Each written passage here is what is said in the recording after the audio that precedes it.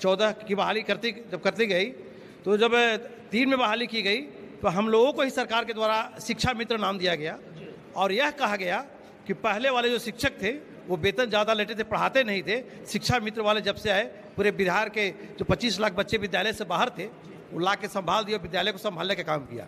2009 तक हम लोग ठीक रहे। 9 में सरकार कही कि अब आप एक बार दक्षता परीक्षा दे दीजिए, दक्ष दिखाइए आप दक्ष है कि नहीं। हम लोगों ने सरकार की चैलेंज को स्वीकार किया और दक्षता दिया और 93% तक मार्क्स लाया। इसके 93% तक? हाँ, 93%। खुद मेरा है 93%। हम लोग नंबर लाए, वहाँ हम लोग वहाँ तक ठीक थे। फिर जब भारत सरकार का अध्यादेश लागू हुआ 2011 में कि अब जो शिक्षक बनेंगे वो टीईटी पात्रता परीक्षा देकर के आएंगे, वो शिक्षक बनेंगे। अच्छा, तो लोग उसको स्वीकार किया और उस समय बिहार में पहली बार 28 लाख अभ्यर्थी बैठे। एक बार में 28 लाख अभ्यर्थी में करीब 1.5 लाख चुन करके जो क्रीम शिक्षक थे बन करके आए। तो हम लोग फिर वहाँ पर खराब हो गए। सरकार क्या कहने लगी कि अब शिक्षा मित्र वाले खराब हो गए, अब टीईटी वाले अच्छे हो गए। उनके माइंड में जैसा मतलब शिक्षकों को बांट दिया गया वहाँ पर भी। और अब आज टीईटी वाले भी खराब हो गए, हम लोग भी खराब हो गए। और आज जो एजेंसी के माध्यम से बीपीएससी बहाल किया है बिना ग्रेड पे के, उनको आज बहकावे में ला करके नवयुवकों को दिमाग को बहला रहे हैं। देखिए और भी लोग हैं, इन लोग से बातचीत करेंगे। देखिए स्कूल में शिक्षकों को बांट दिया गया, तो कहना है आपको बैठक करना है, क्या कुछ कहिएगा? इसी का तो लड़ाई हम लोग लड़ रहे हैं। सरकार को एक ही मांग रख रहे हैं शुरू से, समान काम का समान वेतन आपको लागू करना होगा यदि आप गुणवत्ता शिक्षा चाहते हैं तो। और इस शिक्षक को विभिन्न श्रेणी में बांटकर यह वह अपने रूप को जो दिखाना चाहता है कि हम हैं ताकतवर, शिक्षक है कमज़ोर। हम शिक्षक जब भी एकजुटता का परिचय दिए हैं, सरकार को गद्दी से विमुख करने का काम किए हैं। आने वाला विधानसभा भी यह हर्ष होने जा रहा है यदि हम लोगों का जो मांग है शिक्षक विधानसभा में फिर से जवाब देंगे। बिल्कुल जवाब देंगे। हम तमाम शिक्षक एकजुटता का परिचय देंगे और यदि सरकार समान काम समान वेतन, वरीयता का लाभ, एसीपी का लाभ, हम तमाम शिक्षकों को ओपीएस पुराना पेंशन स्कीम लागू नहीं करती है तो हम लोग मुंह तोड़ जवाब देंगे और इसी सरकार को इस बिहार के धरती पर मुंह दिखाने लायक नहीं रहेगी। और सरकार को यह हम लोग अल्टीमेटम देते हैं बैठक के माध्यम से कि जो भी हमारा मांग है, आज का मांग नहीं है, 21 वर्षों का मांग है, आपने स्वीकार किया था।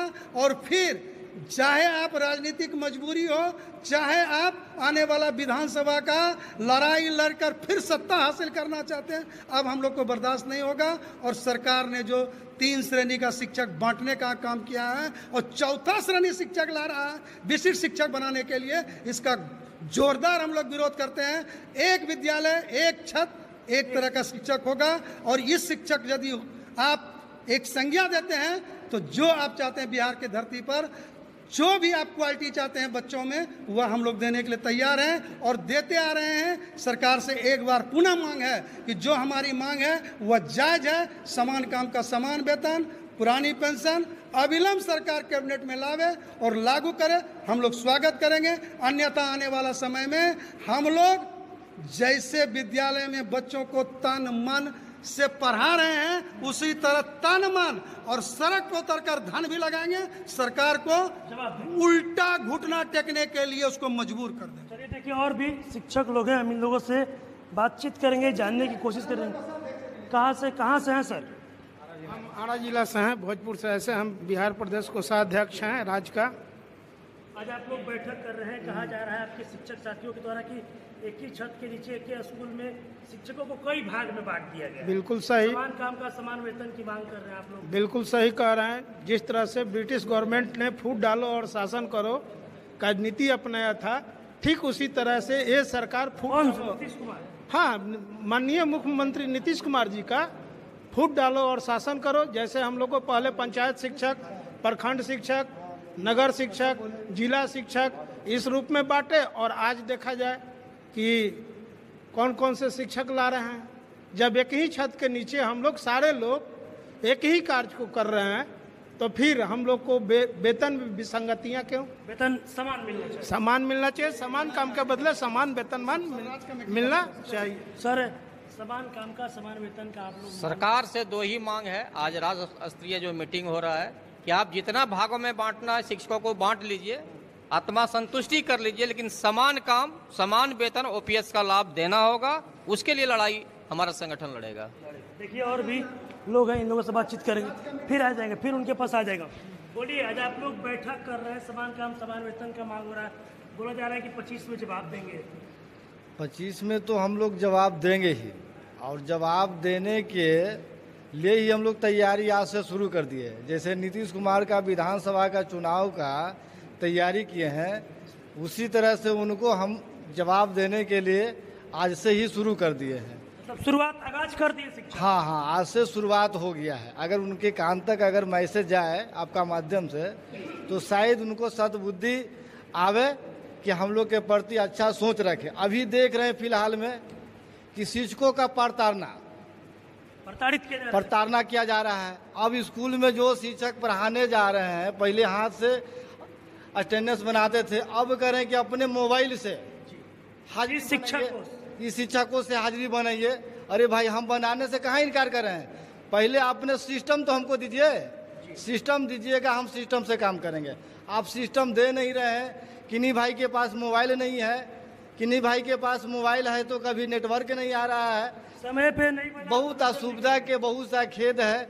मैं उन तमाम चीज़ों के मैं अभी आपका माध्यम से विरोध करते हैं, और मैं उन तक मैसेज पहुंचा देना चाहते हैं कि जो भी ये तुगला फरमान निकाले हैं वह स्वतः रद्द किया जाए, अन्यथा आने वाला दिन में आपको हम डिस्टर्ब करेंगे जिस तरह से हमको आप डिस्टर्ब कर रहे हैं। चलिए, देखिए और भी शिक्षक लोग हैं, इस शिक्षा कोष जो है शिक्षकों के प्रेजेंटेशन के लिए, इसको भी लेकर सवाल आप लोग उठा रहे हैं। ये शिक्षा कोष में ये है कि मान लीजिए कभी अगर नेटवर्क नहीं रहा या पैसे खत्म हो गया, पता नहीं चलता है, उस वक्त तो बहुत ज़्यादा दिक्कत होगा, परेशानी का सबब बन रहा है।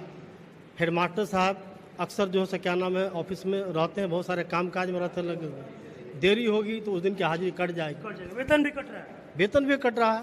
और हम लोग शिक्षक परेशान हो रहे हैं, बहुत परेशान हो रहे हैं। वेतन कटने का आदेश 2025 में जवाब देने की बातें कही जा रही है। अब उसको तो देना ही पड़ेगा चुनौती। और उसके अलावा ये बात है कि हम लोग 2003 से हैं, जब जब बहाली होती जा रही है हम लोग जूनियर होते चल जा रहे हैं, जो अभी आ रहे हैं वो सीनियर हो रहा है। तमन्नाओं में उलझाया गया हूँ, खिलौने देकर बहलाया गया हूँ।